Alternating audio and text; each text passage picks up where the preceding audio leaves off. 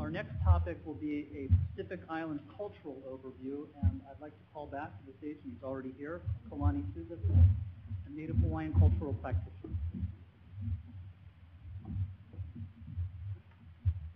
Mahalo pia. You know, I would be remiss when being asked to speak about indigenous and cultural practices if I didn't recognize and ask permission from ranking and senior members. This would be proper protocol. And may I in fact speak to this issue and have your blessing?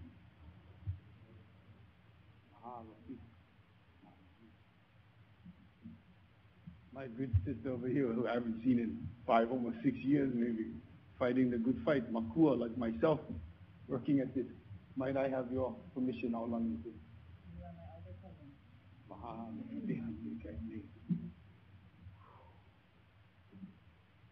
You know, Hawaiians and much of Polynesians consider water to be the physical manifestation of spiritual power, of spirit itself. So my grandfather, he used to say late in his life, if you want to have a spiritual experience, go flush the toilet.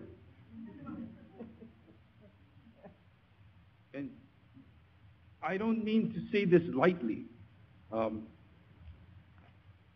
For him, in reality, this is a miraculous experience. You know, when I grew up, it was a long, cold, sometimes wet, sometimes dark walk to the outhouse. You know, 50 yards from the house, the halinoa where you're sleeping. So, yes, the world is changing. You know, not just for some of us, but for all of us. And we recognize in Polynesia these changes. And we deal with them with the wisdom of our ancestors. And let me share with you such wisdom as I, in my ignorance, have managed to retain. That wisdom, it tells us that all humans have two mothers. First, your birth or your biological mother, and second, Papahonua, the Mother Earth, also a biological mother. In Polynesian, the newborn's piko, or their umbilical cord, is ritually buried back into the earth or given back to her incarnation as the woman of the sea, a physical act of burial, ritually conducted by elders to symbolically reconnect the newborn with the earth mother, with Papa. It is a deep cultural component, a deeply cherished belief that these other living entities, these living systems, are in fact not resources, they are relatives. Impacts of climate change are present. They're being felt presently by individuals, by communities, and certainly by nations globally. And while these impacts appear novel to the inexperienced, they are in fact just the latest trend in what is an ever-changing environment. Here in this region, in the Pacific, in Oceania, Polynesians have a 3,000+ year of historical experience. Adaptation and resilience are part of our culture. We're cognizant of the fact that our strategies for survival and our capacity to replicate the practices to ensure our progeny their opportunity to survive and procreate are in fact based on empirical observations and practices developed over generations. This is what we refer to as traditional practice, or as referred to more contemporarily, science. So make no mistake, we have impacts, and they are being felt. Saltwater inundation of croplands, whole communities being submerged, changing harvesting, gathering practices. But these have always been present and have always been mitigated through the wisdom of our elders. We have impacts, but we also have solutions. We're willing to share these solutions with all those courteous enough to support such a sharing between the traditional world and the world of modernity. From my individual perspective, and I can only speak for Kalani, this intersection of human history requires both. What are the cultural impacts? How are they measured?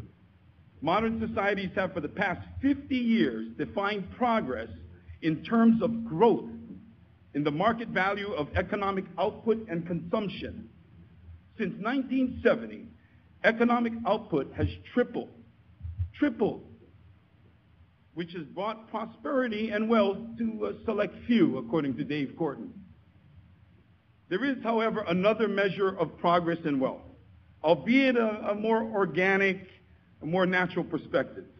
The Living Planet Index is a measure of the health of the world's freshwater, ocean systems, and land-based ecosystems. The condition of the life support system of the planet is arguably the only true measure of wealth. We are overdrawn. This index of planetary health has in fact declined 30%, unsurprisingly, since 1970, which leads one to conclude that in spite of what the GDP growth is telling us, we as a species are in fact growing poorer. So what are these measurements? All, quantitative, which begs, how do we measure what is qualitative? The quality of life we all pursue, the quality of the mother's health. Who does the measuring? By whom? And for what purpose? Shouldn't it be done regionally? In fact, shouldn't it be done at the community level, using measurements determined by the very citizens that these things impact? It's as if we task the birds to determine the quality of life for the fish. So, indigenous knowledge, indigenous perspective, I can share some insight, gathered at the feet of elders, like Tuiatua, Tupua of Samoa, others in Polynesia, Auntie Nona, I see Uncle Chuck, Auntie Joe, many people who fight the good fight. People of Polynesia share their wisdom through conversation, now in writings, definitely through songs and the poems that tease and play out their messaging, and they grow in ways unexpected and are greatly loved. It is about values. It is about what is value. I'll use 3 simple values to illustrate. Consider them 3 of the most important from my perspective. First is pono, balance. We need to maintain an inclusive perspective. The paradox, the day to the night, the shadow to the light, the masculine to the feminine, the yin to the yang. To know the paradox is to see it in all you perceive. My father used to say to me, if you cannot see 180 degrees from the view in which you perceive, then what you are observing is illusion. A simple gift this was to me.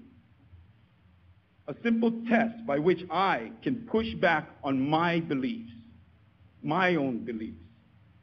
The mechanistic universe, the measurable, empirical, scientific view of the universe exists alongside the mystery, the divine, the spiritual, the indescribable.